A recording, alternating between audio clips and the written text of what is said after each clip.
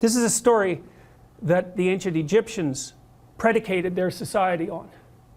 And to understand this story, the first thing you have to know is what the characters were. And these characters were gods. There's 4 of them. Although the Egyptians had far more than 4 gods. You might think of these as the central gods. And you might think, what is a central god? And then you might think, well, imagine that the gods compete for dominance across time in people's imaginations. And some gods win. And they occupy the primary position of dominance in the hierarchy, in the dominance hierarchy of gods. And those are ideals. And ideals compete across time for dominance. And they're embodied. And so when diverse tribal people come together, they throw all their gods into the ring and they fight across time, and something emerges as a victor. And that's the emergence of monotheism out of polytheism. And it parallels the development of a unified morality within each of us as we develop across time.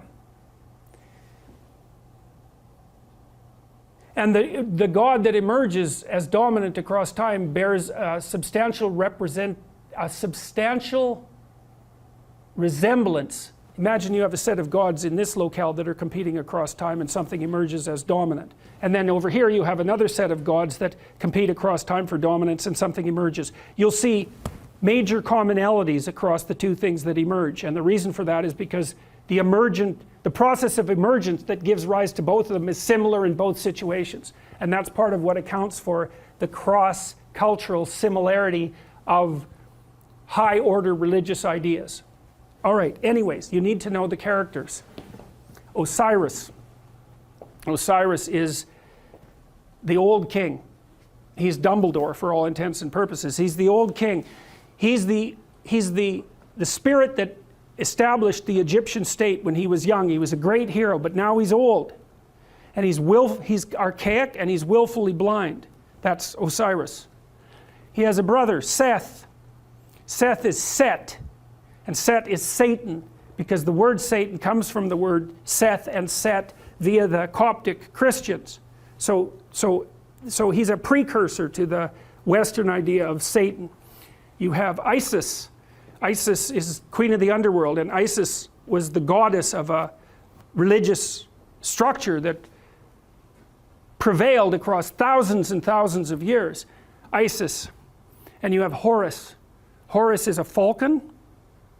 And the Egyptian eye, everyone knows that eye, right? The eye with the open pupil, that's Horus. And Horus is a falcon because falcons can see way better. They can see better than us. They can see better than anything else except for perhaps eagles. And they fly above everything. Zazu in the Lion King is Horus, right? And Mufasa is Osiris.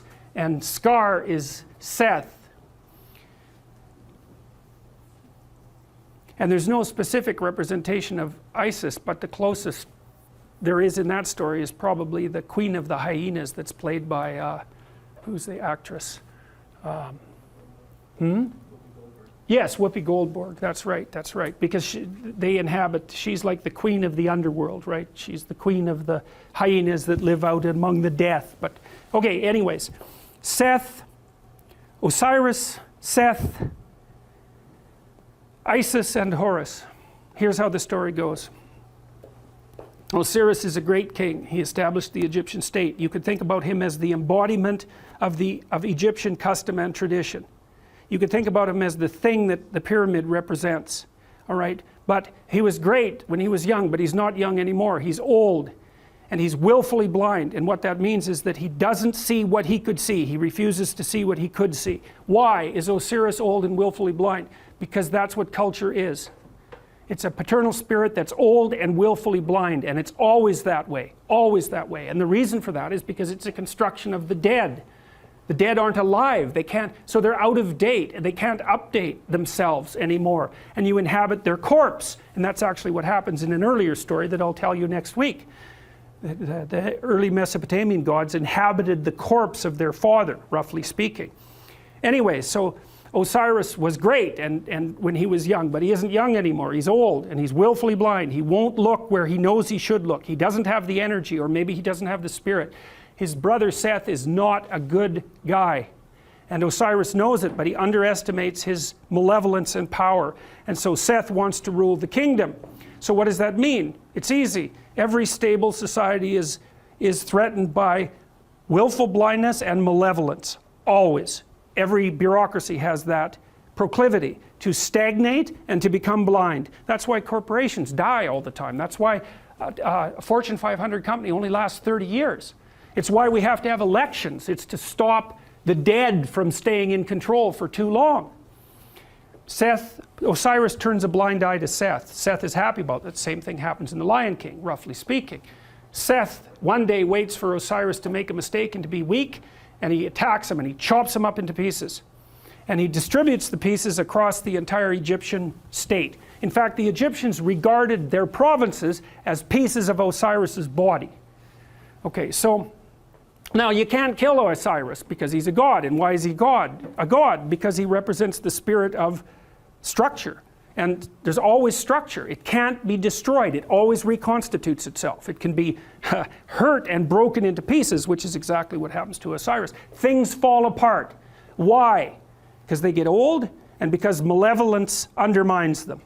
That's what the Egyptians were trying to sort out. Okay, so Seth distributes his Osiris all over Egypt so he can't get himself back together.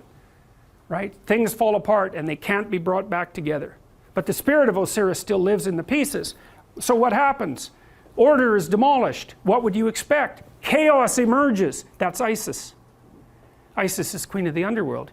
She's Osiris's wife. Order and chaos, just like the yin and the yang. Order collapses, up comes the queen of the underworld. She's looking for order. Chaos cries out for order. She's looking for order. She goes all around Egypt trying to put Osiris back together. It's a state of chaos. She finds his phallus. She makes herself pregnant with it. And what does that mean? Well, it means it's like Geppetto in the belly of the whale. That thing has the potential to reemerge. The thing that collapses into its pieces is still alive. It can unite with the chaos and produce something new. That's the story of the dissolution of structure into chaos and then its revivification. Isis makes herself pregnant. She goes back down to the underworld. She gives birth to Horus. Horus is the Egyptian eye. He's the son of the great father and the great mother. And that's the holy mother of God in the hero. It's not a Christian motif. It's far deeper than a Christian motif. It's a human motif. So Isis, queen of the underworld, gives birth to Horus. And Horus grows up outside the kingdom. Why? In the underworld. Because that's what human beings do. You're alienated from your culture. Always. Why? It's old and dead and corrupt. And so that leaves you growing up in chaos. What would you call? Alienated from your fundamental culture. That's the story of adolescence.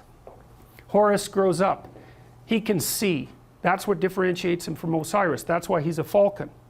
He goes and has a fight with Seth. And now the difference between Osiris and Horus is that Horus does not underestimate Seth. He knows exactly what he's up against. He goes and has a terrible battle with him, trying to get his kingdom back. Something else that's echoed in the Lion King story. And while Horus and Osiris, or Seth are fighting, Seth tears out one of his eyes. Now why?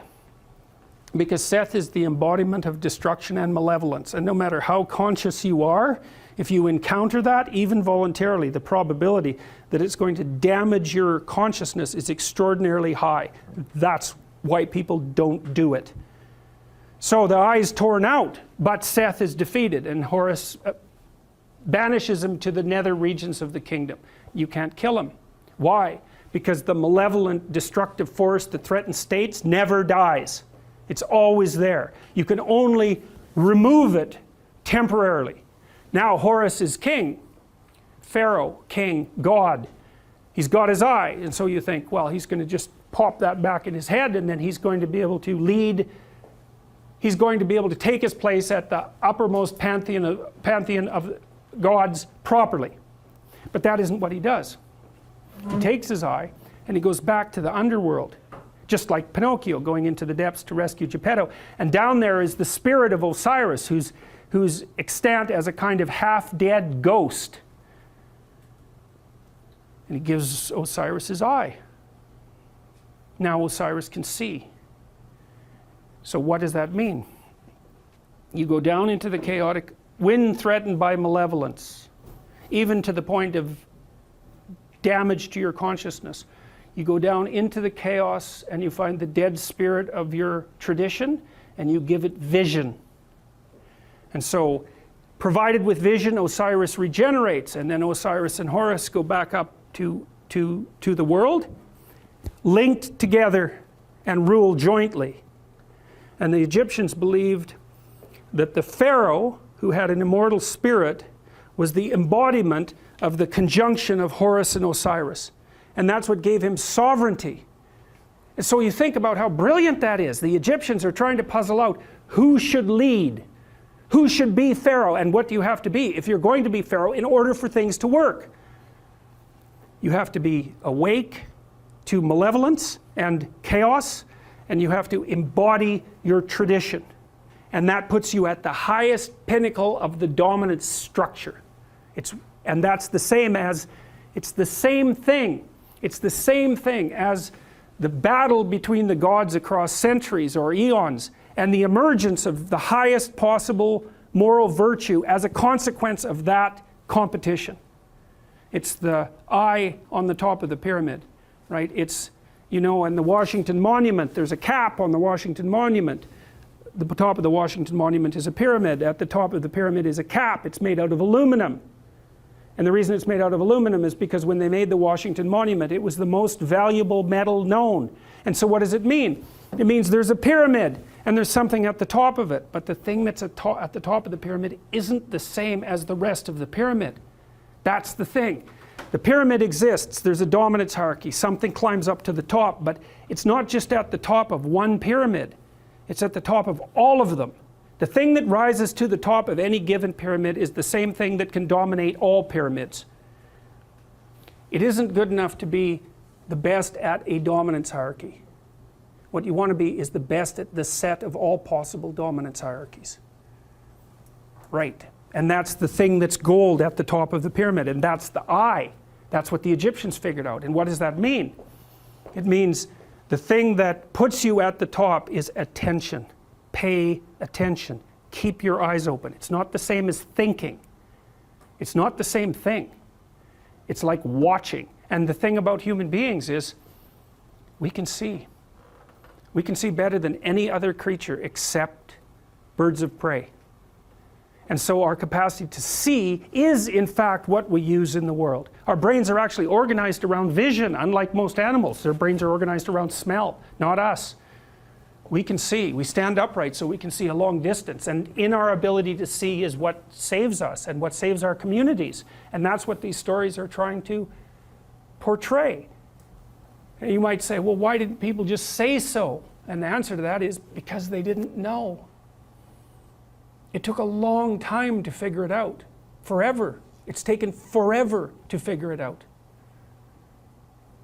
It's part of what I hoped when I wrote this book, and part of the reason that I'm teaching it is because it seems to me that it would be useful for everyone to actually understand this instead of just having it told as a story. It's like, that's great, man. Yes, you need the story. But why not also just understand it? So that's what we're trying to do. We're trying to understand this. So that's good enough for today.